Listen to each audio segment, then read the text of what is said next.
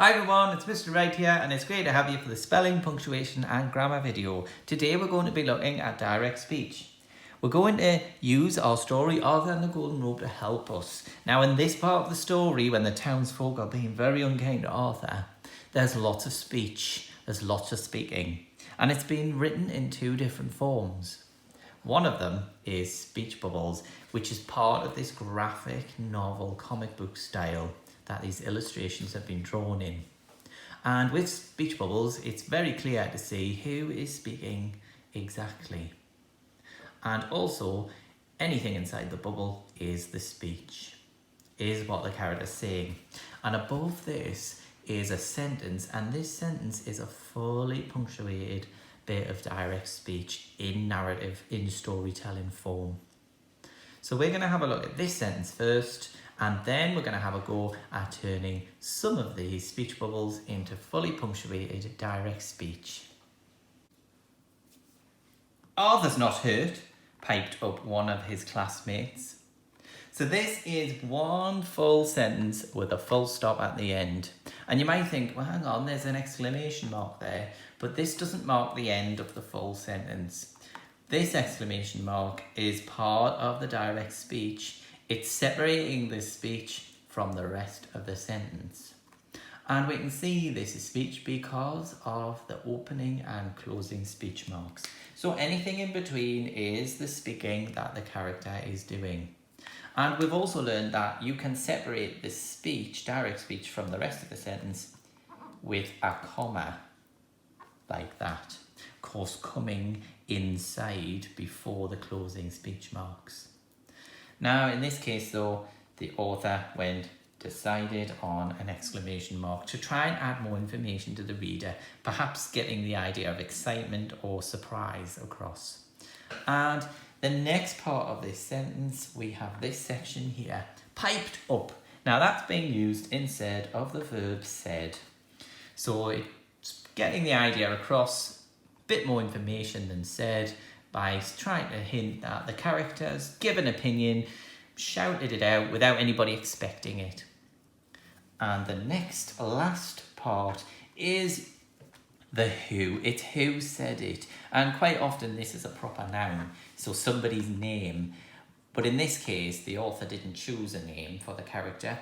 They just described who they were. So one of his classmates. So when we punctuate those speech bubbles, we need to make sure we get in our opening, closing speech marks, thinking about our punctuation to end, separate this direct speech from the sentence. We're going to need a said or a different verb, and we're going to need a who. Here are the writer's tools that can help us with this task. I wouldn't be surprised if all his meddling brought the beast to us in the first place. That whole sentence is the speech. And a clue, because it's not in a speech bubble at the minute, is this word I. Somebody is most definitely saying this about themselves. It's direct speech, which means it's very simple to put these speech marks in. We need to include it all. So we need to put the opening before the I and the closing after the word place, making sure the punctuation is inside of the speech marks. Now, this full stop, we're going to change to a comma so that we can separate this speech from the rest of the sentence. Of course, we still need to finish this sentence. We need to say that verb said and who said it. So we can add that next. Of course, said, S-A-I-D. Now, the said, who said it, if we look at the picture there, this isn't a main character. It doesn't have a name. So we could describe this person instead. And I think old man is pretty fine. So we could say said the old man. And we need the because we're talking about that specific old man, not any old man. So let's check what it happens to be like now. I wouldn't be surprised if all his meddling brought the beast to us in the first place, said the old man. So that now is fully punctuated. It's a correct sentence with some direct speech in it. We've changed it from a speech bubble into narrative story writing. What could happen next as a writer is you could choose to change things to add more information. We already know some from earlier. We could maybe change that to an exclamation mark to add a bit more feeling to it. That word said, that verb could be changed to a different verb. Maybe complained or moaned or grumbled. I'm going to put in there moaned. I feel like he's moaned. And I think it's a loud moan, which is sort of why I've used that exclamation mark. It's that shock that he's feeling. Yeah, he's just a no good meddler. Have a go with these writers' tools at completing this sentence and punctuating it. So in this one here, again, this is all speaking from that speech bubble.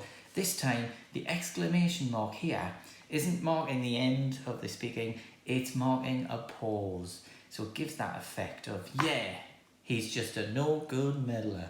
So knowing that all of this is spoken by the same person, we need our opening there and our closing speech marks there. Of course, that word said. Now you might have chose a different verb for that. It could have been yelled or shouted or grumbled. Depends on the effect you want it to create. And the who, well again, it's an old man and again he's got a beard. This time I come up with injured. So we're going to have said the injured man. Now, you may have come up with a different description. I'm sure it's just as great. And we've got a full stop there, marking the end of our sentence. Well done everybody, we've made it to the end and here's 2 challenges. Number 1, I've written that sentence from the book again. However, this time I made 4 mistakes, 4 errors. Can you edit them, correct them? And number 2, it's your turn to have a go at writing your own sentence to complain and grumble at Arthur. And stick with that same structure, speech, said, who. Hope you have fun practicing and I'll see you again soon.